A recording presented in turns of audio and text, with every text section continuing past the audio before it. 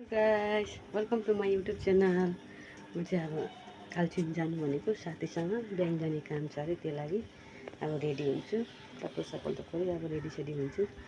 लुगा लाउनु भने चाहिँ अनुहार डढेर शेष भइरहेछ, त्यो लागि चाहिँ अब चाहिँ जान्छु, रेडी हुन्छु। रेडी भएर तपाईँहरूलाई देखाउँछु नि ल। भयो यहीँ मेकअप त के गर्नु, त्यत्तिकै हो, यतिकै मेरो ड्रेसअप हेर्नु रेडी भयो। अब चाहिँ जानु आँटेको, खोइ साथी आउँछ भन्दै थियो। अब हिँड्दै जानुपर्ने होला। हेर्नु अनुहार त कस्तो डढेर कस्तो भइरहेछ।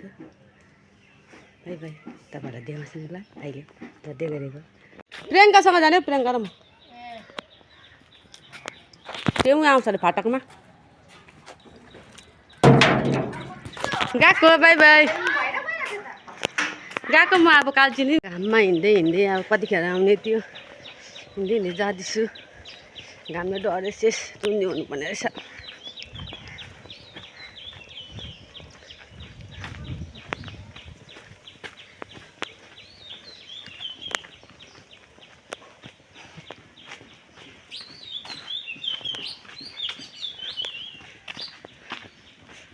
ले चुन्नी पनि घप्छु परेर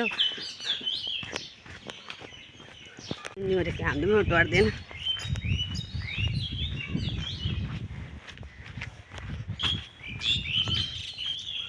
रुङ्दा बुढी भइसक्यो साथीलाई गरम कतिखेर आउने। मलाई रुङ्दा बाइक कुदाएर रहेछ। म बुढी भइसक्यो, रुँगेर म यताबाट जानुपर्छ। म चढ्छु, बढ्दै जान्छ। म चढ्छु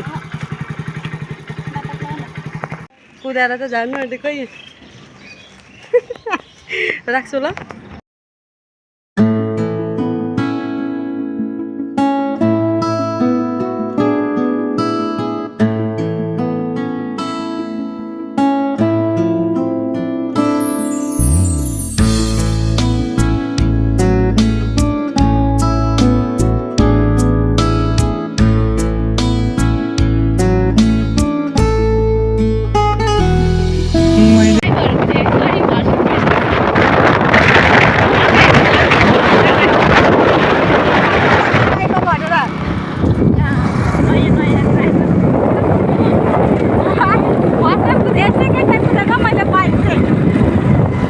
हेरेर कुदाउनुहोस् हो गाइस। यो चाहिँ हामी यहाँ चाहिँ बाटो राम्रो छैन, जाँदाखेरि फोटोहरू खिच्छु होला।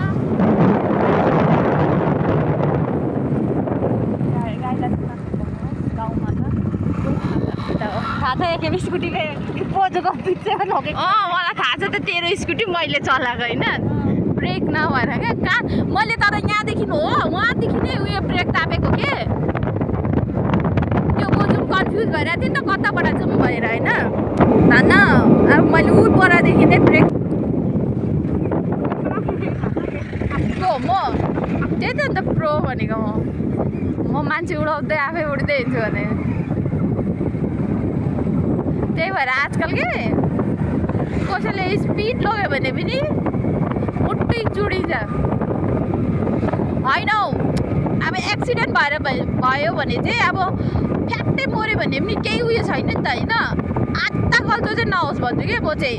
त्यो हुन्छ नि कस्तो पिचो, त्यो चाहिँ नहोस्। ल हामी चाहिँ पुगेँ कालचिनी।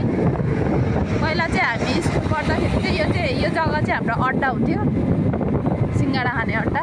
स्कुल छुट्टी भएपछि हामी चाहिँ कालचिनी पुगेर यहाँ पेट्रोल लगाउँदा साथीले म चाहिँ बसिरहेको छु। अनि यसलाई कुदा भनेको चाहिँ मलाई कुदाउनु। साथी चाहिँ भित्र पसिरहेको छ, म चाहिँ बाहिर निस्केको दोकान गइकन आउँछु।